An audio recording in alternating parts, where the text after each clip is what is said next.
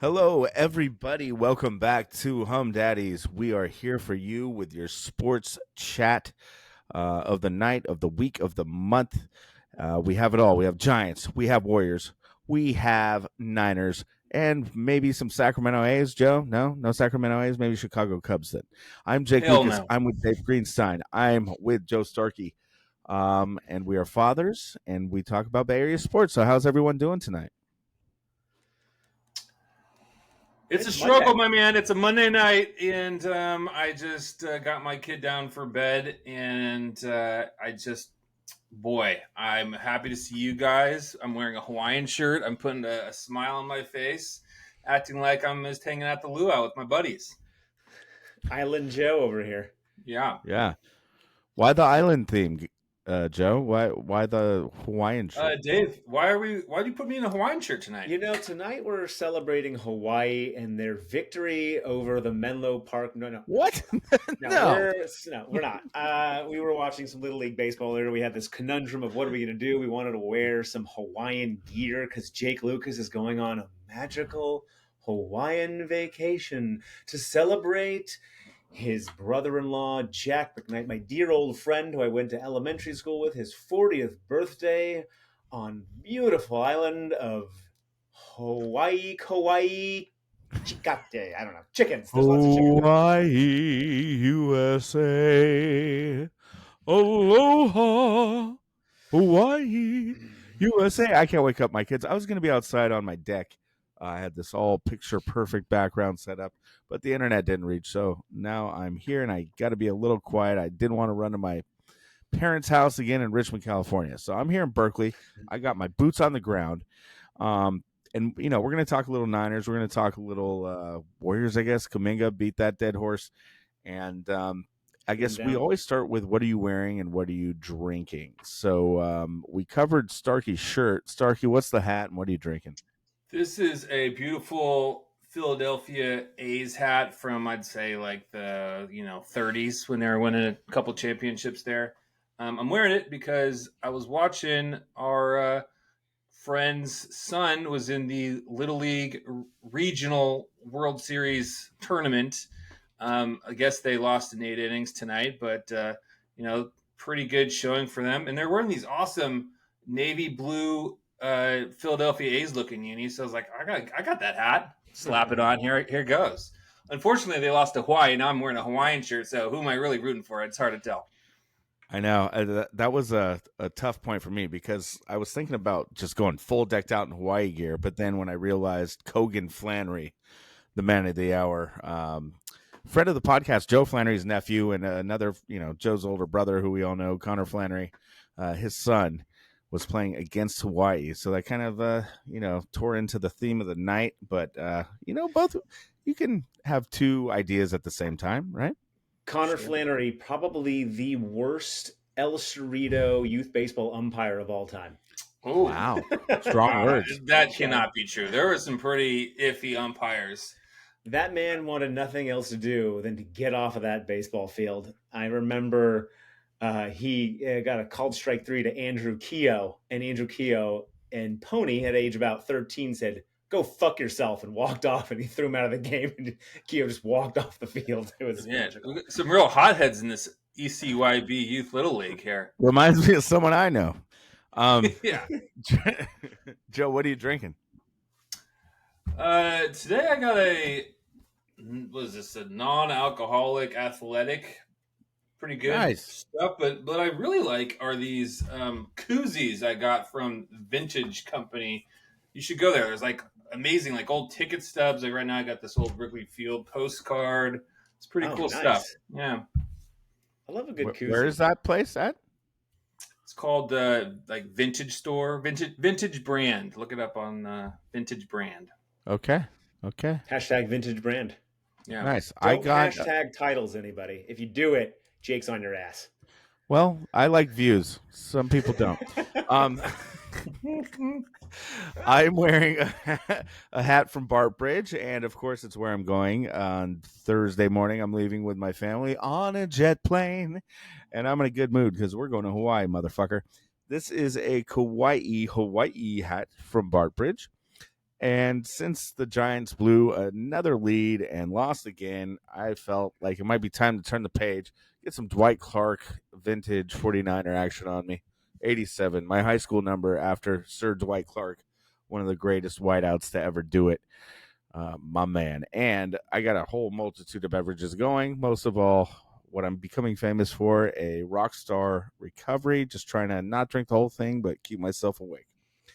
I thought Dave. we were a Monster guy. We're off the Monster. Yeah. No, actually, Rockstar is preferable. I only do Monster when it's the only thing they have. Do you ever suckle down a Red Bull, or is that No, that's too light now. Bang Energy. Bang Energy is my go-to. That's first thing in the morning. 300 milligrams of caffeine gets me going, ready to go. So I was totally branded in college. My freshman year, we had spring break, and some bus was going down to San Felipe, Mexico, and on the bus was just like, a million ice cold Rockstar energy drinks, and I must have had I don't know how many, but there was nothing else to have except Rockstar energy drinks, and that's all. The only time I've ever had Rockstar, but so that's all I think about is my amazing trip to San Felipe with Scott Henderson. Great times. Nice. And the brand name itself, I started drinking them when I was in a band, so of course I'm going to drink Rockstar. And they might have been the first with no sugar, so that's why I think I latched on to them. Jake, what was your band name? The Vein. And what was the first album? Monsters and Men. Monster energy drink. Oh, damn it. You got me, Dave. You got me. Yet again. And I named it after Monster Energy drink, so shit. I'm having scotch as usual, so cheers. Nice. Attaboy. And I'm rocking my Ben cap because I'll be heading up there for a Friday night drive through the evening. Leave at 7:30 p.m., arrive at 4 a.m., and try and grab as much sleep as possible. So wish me luck on that voyage. Wow. How long of a drive is that there, Dave? I feel like that's a flight. It's about 8 hours. Yeah, 8 hours. But, you got to fly to Redmond. You got to rent a car, do all these things. When you put it all together with, all your luggage and stuff, sometimes it's better to just take the car and have it when you're there. So is that kind of like a drive from the Bay to San Diego? Pretty close distance-wise, yeah, except that there's a lot less traffic and it's much more beautiful because you go through Shasta, Redding area. Parts of Southern Oregon are much more. Well, don't sleep on the one, my friend. Don't sleep on the one. I will not be sleeping on the one. No, I'm saying on the way to San Diego, douchebag.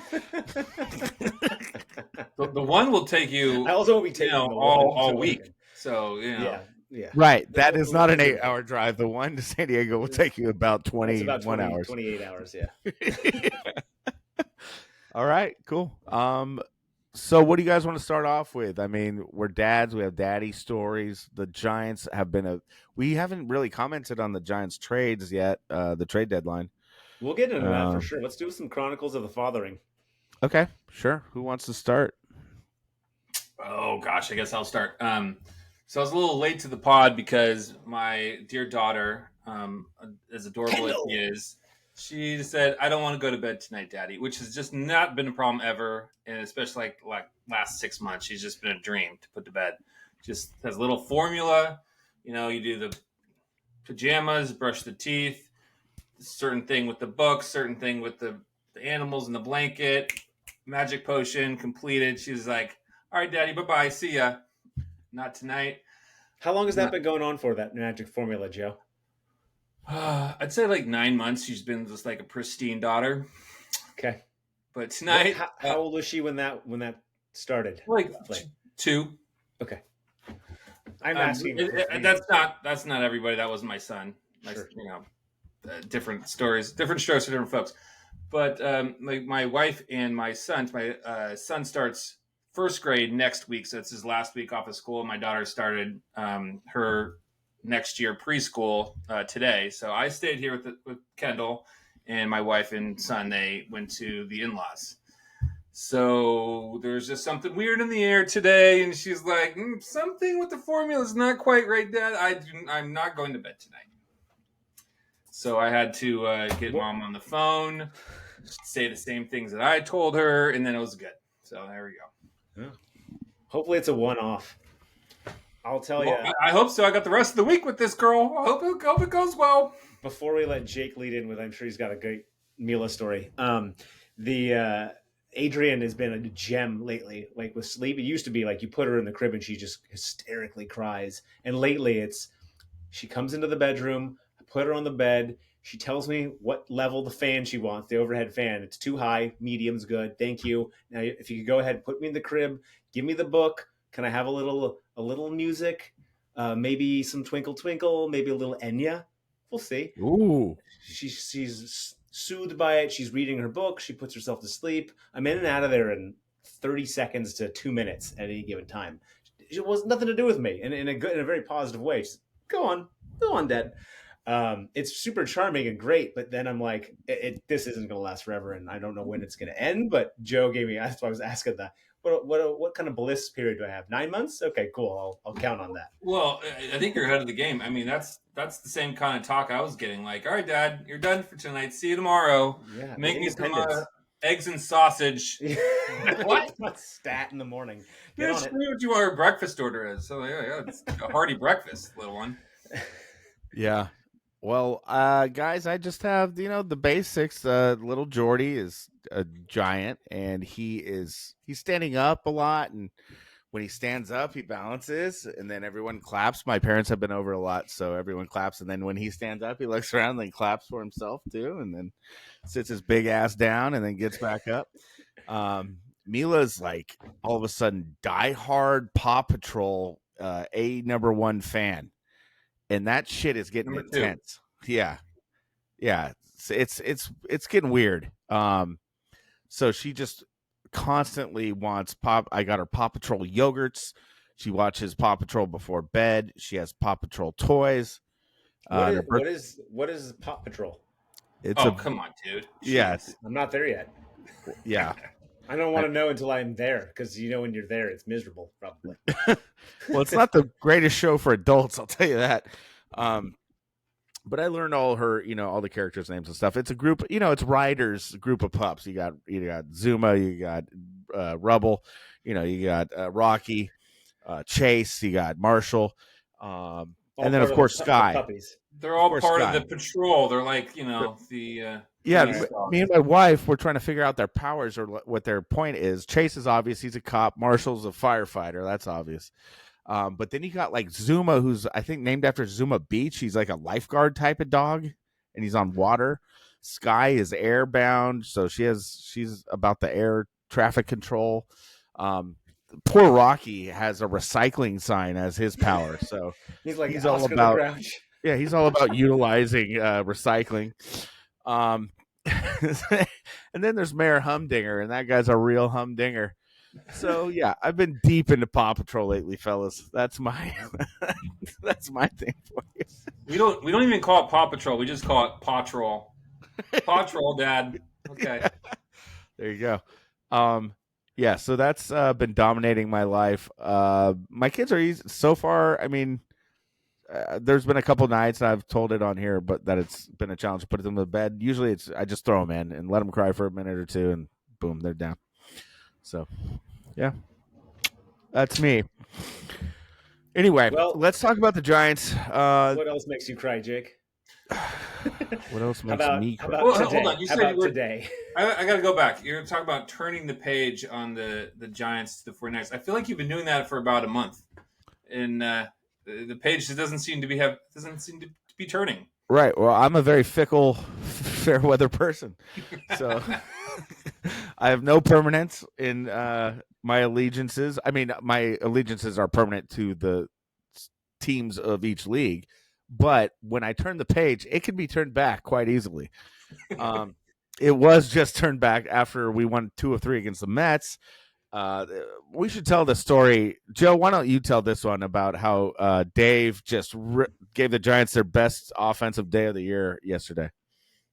Well, so Jake is just whining and moaning about the impotent Giants lineup to us on the text thread, and he's just 216. This Devers guy, what a horrible decision. What were we thinking? Just totally over the Devers thing. And as he's typing it, Dave and I are like, well, he's not that good. Dave, do you remember what you said? I said he was underperforming. I didn't say this was a bad move. You guys were saying it was a bad move. know if I exactly said it was a bad move, but I said the move feels pretty bad right now, in essence. And I was talking shit about Devers being like, he's overweight. He's kind of like Pablo 2.0. This is probably not going to work out. And then, bam, he hits a fucking 400-foot upper decker to right field. Yeah, exactly. So Upper tanker, if you guys three don't know runner. by now, anything that Dave says, bet on the opposite. Bet on the opposite. Yeah, we're gonna do my hot takes all season long for football, and maybe we'll track where my record is for the year, because that would be a kind of a fun experiment. Well, I'd like to train Chat GYP to do opposite bets of whatever you're saying. So we should do that. We should put a little bit of money towards each opposite pick you have. So maybe we should do like our picks every week for the NFL season, and then we can have a Humm Daddies account that bets a small amount of money against Dave's bets. Yeah. And we might hit it big. We might get rich. We can throw it all on marketing, guys. It only really works when Dave really feels it. I do have to really feel it. I have to be really like, this is something I wholeheartedly believe. I have to be passionate. If I'm laissez-faire, you're going to get a bet. Then you're going to get probably a 500 record. Yeah. And so then, Devers goes yard, and all of a sudden it took about a quarter second for Jake to just be through the roof. Wow, what a beast. This guy's amazing. You see that upper deck shot? Wow, 4-1. Here we go. Yeah. Giants rake. Giants rake. Yeah, but that's a reason to be crying this week is again, the Giants are they're shutting it down. They're shutting it down. Well, they're playing the dreaded Pittsburgh Pirates, and you steer clear of that juggernaut. They do have some very good pitching, or at least in Skeens, they've got good pitching. Yeah, we haven't seen him yet, though, so. We've avoided him in 5 games. And we're 0-5, yeah. So cool. 0-4, yeah. C'est la vie. Whatever. So, yeah, right now the Giants are... I'm kind of turning the page. It's still fun. They're still competitive. They're not completely out of it. Until they're mathematically out of it, that's when I completely stop caring. So I'm going to care until they're mathematically out of it. That's kind of how I work. So if they lost tonight, that means they are 1 game under then, 56 and 57. They're still not mathematically eliminated, but it feels like they're kind of thrown in the towel, which might actually be a good thing for them mentally, to just take all the pressure off. It's like, just get out there, play ball, see what happens. I think that adds a little relief to the lineup versus this whole, we set expectations because we made all these moves. They've gone the other direction. They've made moves with we're selling the farm, or at least a portion of the farm. And you guys want to go through some of the, I wouldn't call it blockbuster trades, but big trades from some of the names that have been household for a little bit for the Giants? Sure. Before we do that, I was going to get ready to rip on Buster Posey and the Giants front office for just standing pat with this mid team, very mediocre team in my opinion. I think they were supposed to be about a 500 team before the season, and they are pretty much that. And they have a pretty bad farm system, 28th in the league, and they really needed to replenish. So I thought it was a great move to reassess after the Devers move and realize that you just probably aren't there this year and you need to restock. And I thought that was a great decision. In fact, I wish they did a little more. Yeah. And I was amused by Dave's post. Say, you know what we need? We need a Mad Bum, a Kane. We need to do like we did in 2010. Get Buster Posey, get Brandon Crawford, get Brandon Belt. Yeah, let's draft those guys. I'm not saying that you can do it any given day. I'm just saying that's what they need. That's what you need in this franchise. Right. But we've drafted for a long time now. We didn't trade for Will Clark. We didn't trade for Matt Williams. Right. We did trade for Jeff Kent. But correct. I agree. We need to draft guys in our system. We need to have our own system, but we have been drafting like shit. So if it all has to start today, I don't have that kind of patience because we've sucked for 5 years. So let's get a mix of hopefully some good drafting, some trades like Buster did, get in some young talent from other clubs, and and hopefully get some better scouts in the system, hopefully draft better and sign free agents. So I think Devers. So I heard a good point that Devers and Adames, it takes a long time to adjust to that park if you're used to being a good hitter and a power hitter. You kind of need to figure out how to hit at Oracle because their bats just turn off at Oracle because you can't hit how you usually hit. Yeah, So that you could need, carry over. yeah, and Other Devers seems to be able to adjust his approach. He can hit to all, every side of the field. He can hit straight oppo, straight down the line, pull it, go gap to gap. So I have faith in Devers. I think he's a stud. My point was that it's ridiculous that his numbers are so bad because he's such a good hitter. So he needs to hopefully, he does the Luka approach, drops a little weight in the offseason, hits the gym a little bit get because on he's chubbing up quite a bit. Venezuelan Men's Health magazine. Yeah. Well, he's Dominican, but sure. Okay, Um,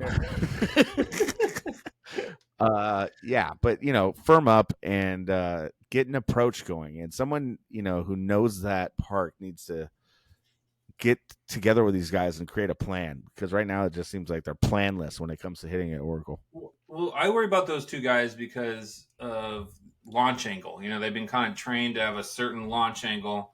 I think Adamas is definitely one of them, and he can jack it out of the park on a nice 1 p.m. day game. No problem. But you get that marine layer going, and that stuff just stops. Yeah, those uppercut, towering fly balls are caught at the warning track, not going over. And I mean, he's hit a lot of balls to the warning track, I feel like, this year, which could have otherwise, be the difference between him having 20, 25 home runs and hitting 260 versus where he's at right now, which is 230 and 16 home runs. And Jung Hoo Lee was trying to jack it out of the park, and he went in a massive slump. And when he finally connected, like when he got into one, it hit off the top of the wall, and it would have been out in every other park except for Oracle against I think it was the Mets that series we got swept. And then Bailey hit like this line drive that Pete Alonso jumped up and caught. And it's just a realization. And I think Jung Hoo Lee finally got it, and he started just making contact. And he's looked like a dude who's ready to just get some base hits lately. And he's Well, I think well. Jung is a perfect prototype for the kind of hitter you want to have in that park. I think he's perfect. Right, but he tries to hit for power sometimes, and that's not what he should be doing there. He should not be doing that. It's hard, I think, also because the velo is so high on some of the guys' fastballs. They end up trying to speed your swing up just to catch up, which kind of turns a lot of guys into power hitters that otherwise would rather just slap the ball around, which makes a lot more sense when guys are, trying to paint corners, throwing 90 to 92. But everyone's throwing 98 miles an hour now, so it's almost like you have to swing out of your shoes sometimes to catch up.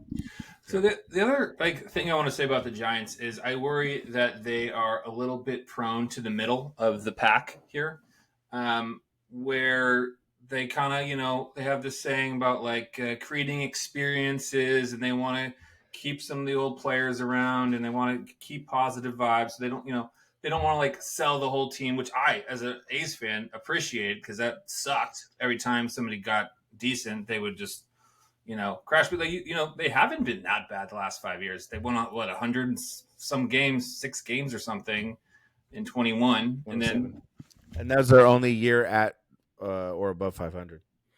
Well, they were 1 game under last year or something like that. I mean, they're right there in the middle a lot of these years. So they're not. It's not acceptable. Yeah, not acceptable. But for those not acceptable teams, even this year, I would have just cashed out. I would have got rid of everybody. Yeah, sometimes you got to know when to cut the tie. Well, Tyler Rogers at 34, I think they did the right thing in trading him. I mean, we'll see if the two pieces they got are worthwhile. But he was overperforming this year, which was great, and we would have loved to have kept him if we were going to make a run. But I think it made a lot of sense to dish him. I think we got 2 really good pieces for him, actually. Yeah. So why don't you go through it? What do you got there? Yeah, Dave? so you got Jose Buto, right-handed pitcher. Maybe you can started a few games. Venezuelan. He was 18 when he signed with the Mets. He's now 27. He's the oldest of all the players the Giants picked up, and of which is 7 different players in the 3 trades they've made. He was a huge part of the 2 wins against the Mets this last series too. While on the Giants, yeah, he had some good innings. He pitched really well for the Mets last year, so he's ready for the show. I think that was a great. He might be equal to Tyler Rogers as far as quality. Could be. And I think pitching in San Francisco, to your point, builds confidence and lets the guys who have, pretty good stuff become really good stuff. So let's hope that works out.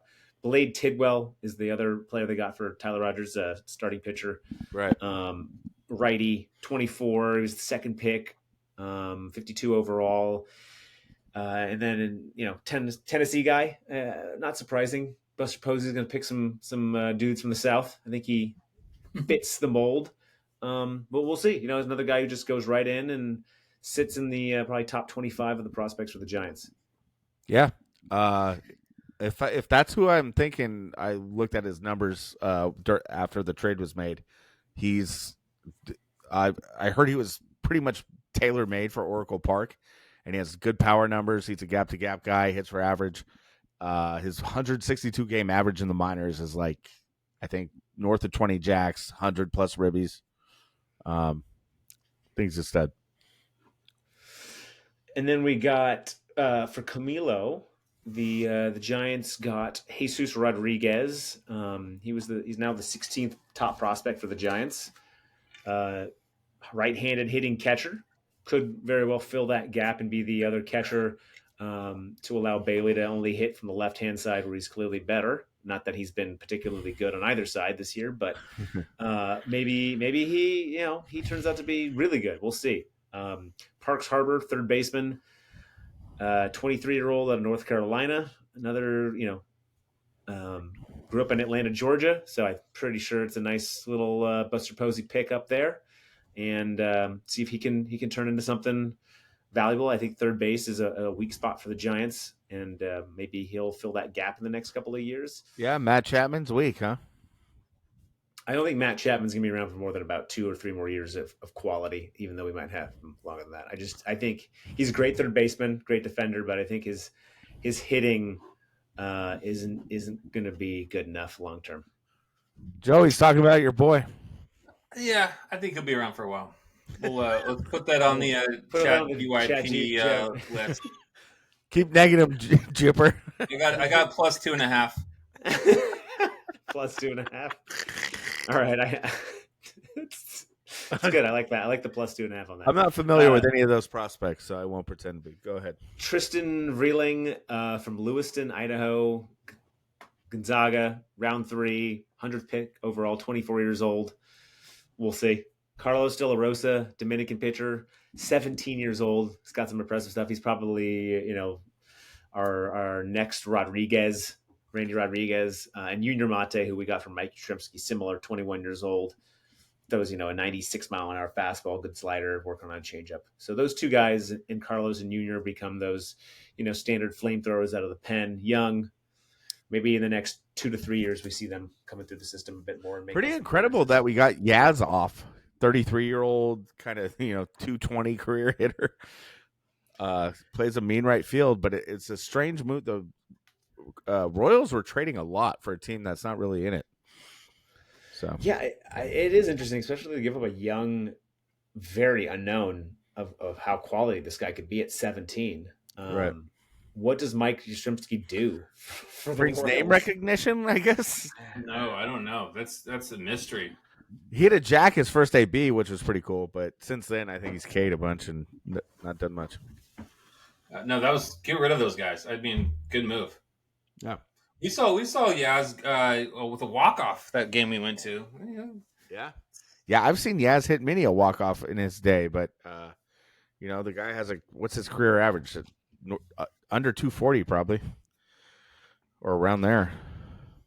Yeah, and maybe in the big moments he'll show up for Kansas City, but I don't know how many big moments they get to have in 2025. Yeah.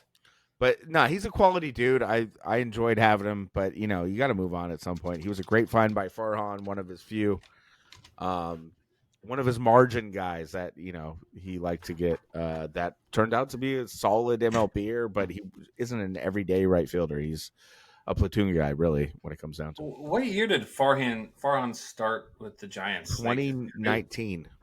Okay, so it's like one of his first guys then. Yeah, first season for both of them.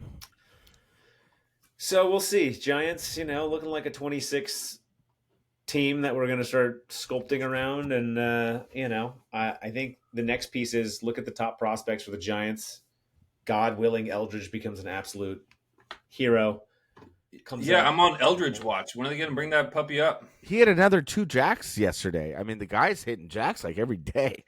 So It's just one of those confidence things. When you bring a guy up too early and he has a bunch of Ks and then bigs, he starts to second guess himself and he maybe doesn't perform. So you got to be mindful of when they're mentally right. And so they need to see some downtimes in the minors and then come back from it. I would assume, but we'll it's see. funny. Hunt had a really good start on Sunday against the Mets, so Yeah, that might be a 3 keeper hits. as a starter. Yeah, what do you guys think the staff is shaping up to be next year? I was kind of looking. You got Webb, Ray, Root, Hunt, maybe Birdsong, I guess, if you can kind of get it together. But maybe somebody else. No, that sounds about right to me, Joe. I think you nailed it. Yeah, and maybe a free agent or two. Who knows? But Yeah. right now, I think they're seeing what they have. We pitched whatever Kaiwei Tang on Saturday. Can't believe I remembered his name. And You might never have to speak it again. yeah, he was iffy at best. He was touted to be pretty good, but his numbers are horrific this year. I mean, he's not coming to a game and not giving up multiple crooked numbers. Yeah. So I'm looking also at the lineup. I just feel like there's still a couple holes. Who's playing right field? It was McRae was. I don't even know who that is. Yeah. So they sent down Matos today, and Encarnacion, the really big dude who can hit a fast. He's like Serrano. It's a fastball, Gerard, 500 feet, but can't hit a fucking. Yeah, Gerard Encarnacion. He can't hit a slide piece to save his life. They brought him back. He's huge. He's a really big dude. In spring training, he lit it up, but then got hurt. He was going to be the DH. So we're going to try him out right and platoon with McRae, who does not inspire confidence in me. But, I mean, whatever. But otherwise, it's pretty well spoken for. I mean, you got, say Lee can get it together for center field. Schmidt's making his way at second. Was that? Schmidt's making his way. Yeah. He's kind of making his spot at second. Schmidt second, Adames, Chapman. I mean, you could say Bailey could be replaced. I don't know. Maybe you go Eldridge at first and Devers DH, something like that. Wilmer, whoever. But I mean, the only hole I really see that's glaring is right field. Otherwise, it looks pretty set. Yeah, I think it's a really solid lineup. That's what my point to you guys was. The offense isn't that bad. It's that bad at Oracle, and they need to figure that shit out. But there's some pieces there, and they should be a pretty solid, every day run out your offense. Devers is honestly, he's one of the top tier hitters in the league, and he just hasn't been. He's been so hot and cold. Either he goes off and has a monster game and looks like one of the best hitters you've ever seen, or he goes 0 for 5 with 4 Ks. It's been really strange. I still think we're early days yet. He was pretty consistent with the Red Sox. I think he'll round into form. And I think the ballpark factor will play a small factor, but I expect him to come around next year. Yeah. So hopefully Eldridge really is a beast, like everyone hopes he will be, and what it looks like he will be, and that would be a huge addition to the lineup if he's like your everyday first baseman or DH. Well, so my point here, guys, is that it's not so bad. It's not so bad. No, it's mid as fuck. It's mid as fuck, but coming off my situation, I look at what you guys have, and I'm still extremely jealous. I kind of pretend to be up in this mix, but the reality is I'm dead inside, and I'm just kind of watching baseball from nostalgia purposes. And it's what you guys have as a fan base, as a culture, as just a team to watch every day. It's amazing. You got. I mean, just going back to like being an A's fan, it was rough. You'd walk around and you go to the bar and game wasn't on. You'd say, "Hey, can I watch the A's game?" They say, "Get the fuck out of here." You go to the deli to get a sandwich. You say, "Hey, how about those A's? They won 10 in a row." Like, what are you talking about? I don't got anything to talk to you about. You go watch the podcast. There are no podcasts. You go listen on the radio. They literally were not on the radio. Yeah, they had a streaming only thing with Zachariah's ex-partner. Yeah, there was just no media coverage whatsoever. You turn on the TV, the Sports Center. We would throw a celebration if they made it to ESPN one day. How do you feel about And this rookie Kurtz being splashed on every yeah, the guy that media hit outlet in the four home runs. He went 6 for 6, 4 home runs, a double and a single. And I think he scored 6 runs too. So if you look purely at the numbers, he probably had the best game ever statistically. I think Sean Green also had 19 total bases, but he only scored 5 runs. I think he had the same exact 4 home runs, double, and a single. But anyway, no, it did not make me feel good. If that's what you're trying to say, no, just I named hate it. AL Rookie of the Month and AL Player of the Month, both. Yeah, so it'd be like shit like that. Nobody would care. How do you feel So about Zachariah and Alex Drago still rolling with the A's after all this? it's kind of like a death in the family. Everybody deals with it their own way. Yeah. I can't really You're not say. hating on those guys?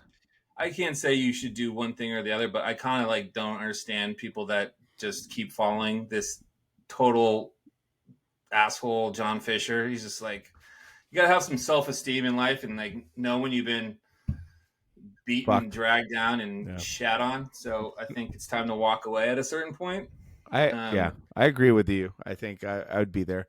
I mean, if there's a chance they could stay in Sacramento, honestly, that's like the Niners going to Santa Clara. But yeah, but you know what? They didn't say that. They said, right. "Hey, oh, cool, you're gonna give the stadium for a few years for free. Sounds good. How about we just call ourselves the Athletics Right. and and nothing more. Stay in Sacramento, nothing more. And by the way, we're gonna put a Las Vegas patch on our sleeve and put it on the back of the wall while you're watching the game, so you know it's really we're the Las Vegas.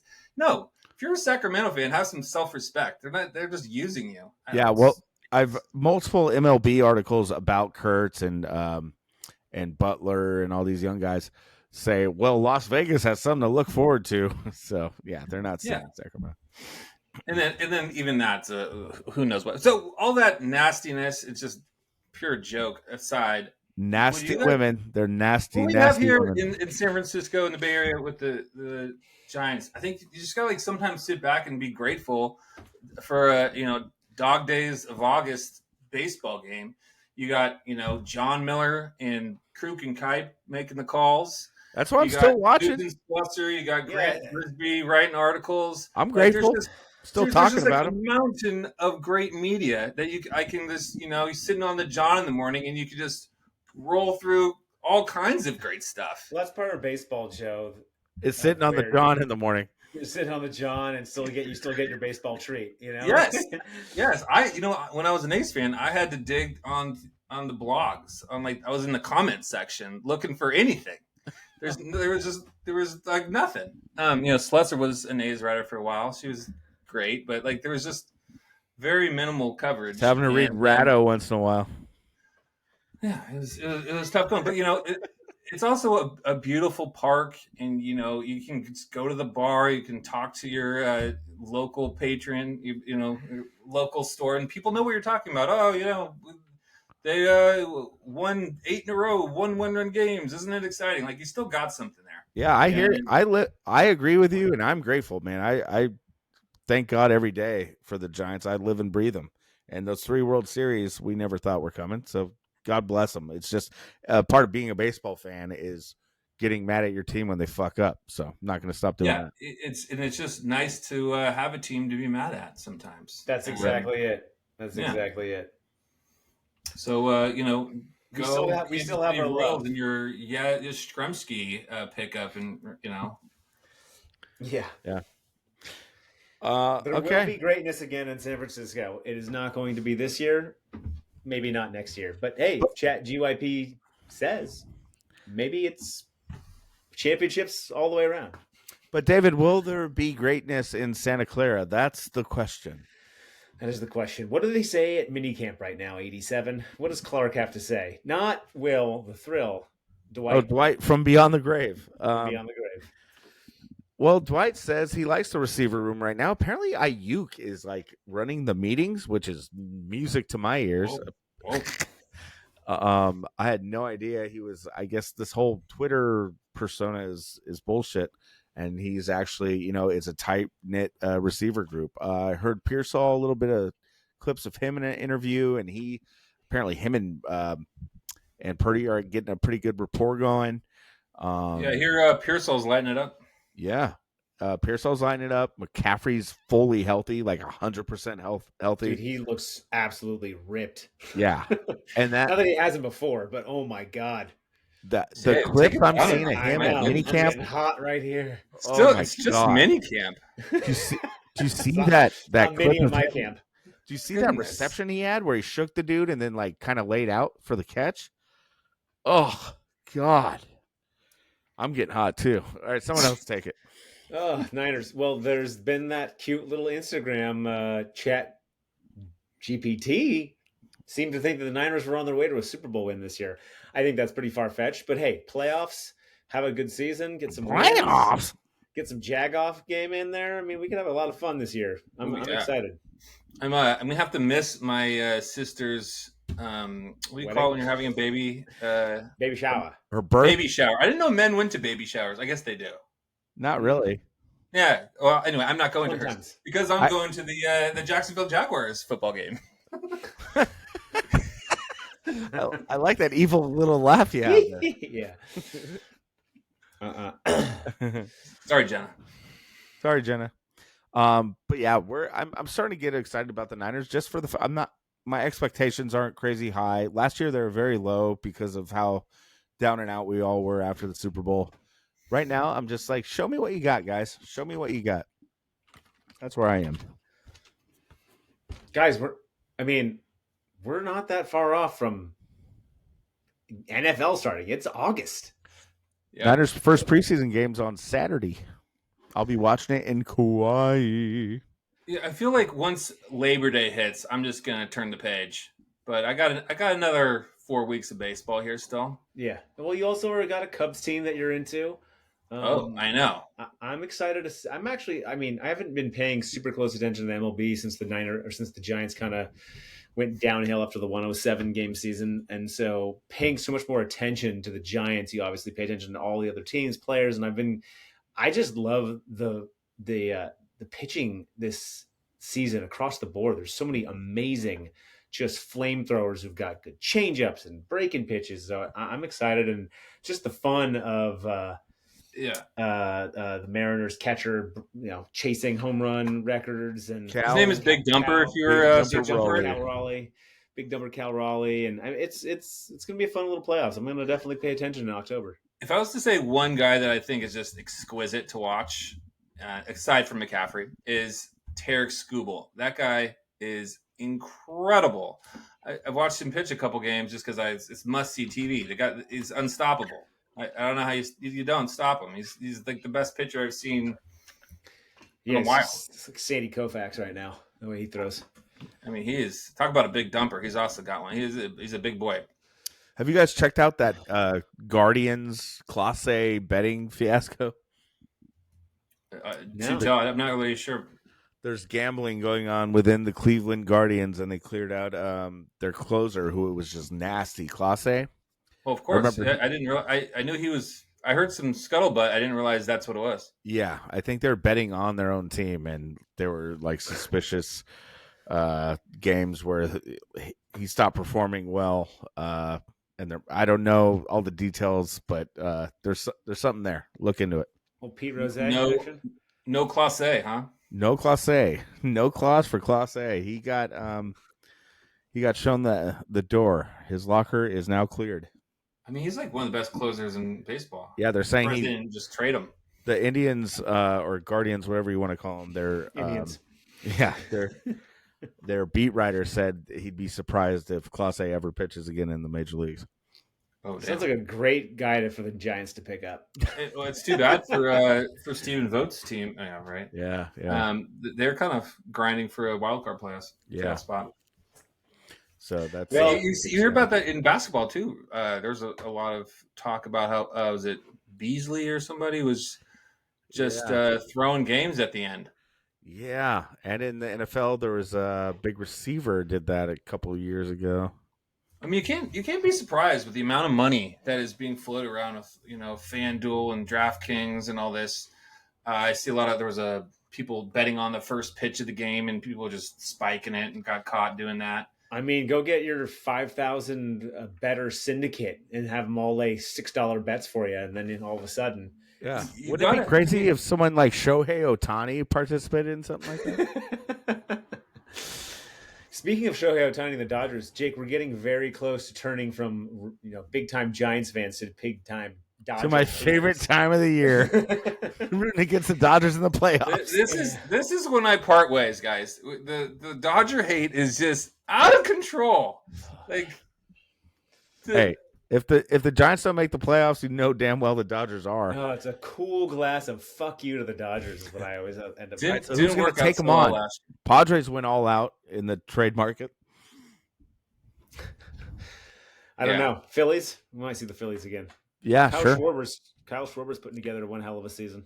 Dude, I saw a stat. He had 38 home runs 4 years in a row now for the Phillies. First player in MLB history to have 38 or more home runs on his first 4 years on any What team. the craziest Schwarber stat I've seen is that he has a home run in every level of the playoffs, both National and American League.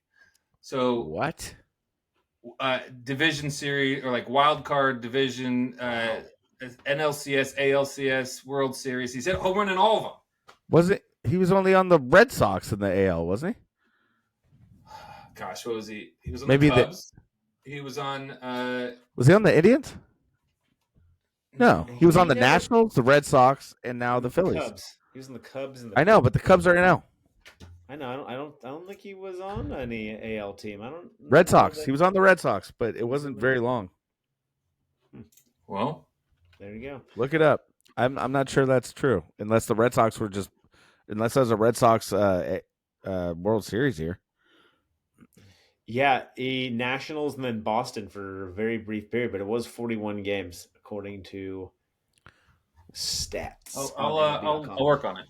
But Yeah. you know what? It was the second half of the season that he was on Boston, so it very well could have turned into a postseason push. He has a very similar style to Jim Tomei. That's what he reminds me of. Minus 8 inches or something. But yeah, Was Jim Tomei that tall? Kyle Schwarber's that short, I think. But yeah, Tomei struck me as a lot taller of a guy. Time will tell. I'll look it Okay, up. let's move on. Anything move on on. Kuminga, you Warriors fanatics? I mean, there's been a lot of talks about him getting traded to the Kings. Then it was the Suns. Then it's the Kings again. In both scenarios, the guys that the Warriors are going to get just look, they're just 9 points per game. There's nothing special. I wouldn't mind don't know. Malik Monk and Malik some Monk cap would room. be a good. I'd go Malik for sure. Well, that's the but latest. That's the latest one. They want to do a sign and trade for Malik Monk, a first round in 2030, but it's protected, lottery protected, Mm. and yeah, just for Kuminga and either Pods or Moody, I think. And the Kings are willing to sign Kuminga to a 3-year, I want to say 60-something million deal. Okay, so first of all, I hope they get Monk. He's great as long as Paz is not involved. But Kyle Schwarber has homered in every playoff series he's participated in, includes both leagues, AL and NL, in every round, from wild card to the World Series. So the Red Sox were in the World Series that year. Well, maybe that counts for both sides. Kyle Schwarber is 6 feet tall, Jake, but Jim Tomei is a modest 6'4". Kyle Schwarber's a very small 6 foot. Tomei's a tall 6'4". I think he just looks short because he's so. Because he's so round looking. Yeah, he's a big barrel. Yeah. I just hate this Kuminga crap. Like, can we be done with it? I want out. I know. Yeah, I'm a sick of it. distraction. We're ways away from the Warriors season starting, so it's not that much of a distraction. But every other NBA team has had a move this offseason except for the Warriors. So it's kind of maddening. Yeah, but everybody's Jimmy feeling him up. Butler. Like, oh, do we want Whatever. Kuminga? Oh, just get rid of him. What are you going to do? All right. We're getting towards the end here. Do you want to go over those red asses or should we save that or what's the deal, fellas? I think we need to tell you the fans what they want to hear. The final top 10 rad ass lists in Bay Area sports history. Okay, so we're gonna do Here top 10 on the Humm announcement, Daddies. and then should we narrow that down? Are we gonna do a post this time and narrow it down? We're gonna go in order. We got them. We're just doing top 10. Down. It'll be Top announced. 10. Here's the announcement. Number 10, Golden State Warrior Rick Barry. Yay! Oh, Rick. Ricky, I love you. I love you, Rick. The famous Chris Mullin retirement ceremony where Rick Barry tried to plead to the fans to stop booing. Yeah. No, stop booing. Calm down. That's good. Linebacker, Niner, Raider, Bill Romanowski. Romanowski. Yeah, and I like to just light those guys up. That guy was clean. Yeah, and he also, you know what? He did a post-game show with Greg Papa, and we want to wish him all the best as he deals with cancer. We wait for some updates from him. That was bad news this week. Yeah. Should we do a little mid top 10 RIP Ryan Sandberg, Hall of Fame second baseman? That was a very sad passing. Of course, yes. Everyone mourns for Ryan Sandberg. What a great one of my first baseball cards ever. Well, it really, I love Ryan Sandberg. Being into the Cubs here has been pretty fun. But he's like, Ernie Banks is Mr. Cub, but Ryan Sandberg is kind of, I don't know. I think they kind of took the Cubs aura to a new level. I don't know. Everybody loves that guy. But for our generation, yeah. Go ahead. Back to Greg Papa. I just, he is just Mr. Bay Area sports. He did, he's doing the 49ers. He's all over the radio. But he, was doing the Warriors early on. He did the A's for a lot of years.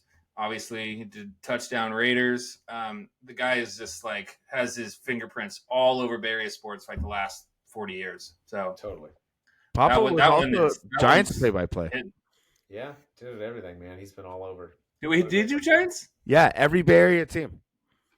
I didn't realize he did Giants. I remember him in the booth. I remember it because Kruko was like, "Hey, isn't he smooth? I know you're being smoothie, but isn't he smooth?" And Papa's like, just stop it, Mike. I'm just here to get a paycheck." Yeah, I mean, the way he does football on the radio is unlike anybody, even Joe Starkey, you're great, but Greg Papa is the best football radio announcer I've ever heard. He can just like totally captivate me when I'm driving around. In football, it's really hard to do that. I'll say one other that was very close. Ted Robinson, football on the radio, was fantastic as well. But well, I hope they can somehow bring Ted back since Papa's taking time off. I wonder who they're going to replace him with for this stint for the next season. And I always loved Ted Robinson as well. I saw Ted Robinson on Polk Street at Shanghai Kelly's having a beer. All right. And he just kind of tucked away in the bar in Shanghai. For anyone who lives or has lived in Russian Hill, Nob Hill is just like a classic dive bar, one of the best. And seeing Ted Robinson there over my shoulder, like, Ted? And he kind of was like, shit, I didn't think anybody would recognize me. It was cool. It was one of my favorite announcers. And he also he's done tennis. He's just one of those can do it all voices. I remember his voice in the Olympics. Yeah, I think the Olympics. The Giants for a while, right? Before Kirby Kite. No, he was during them. He was with them. He was before John Miller. Right. And I remember his voice on the Twins. He was in A Few Good Men when Tom Cruise was watching a Twins game.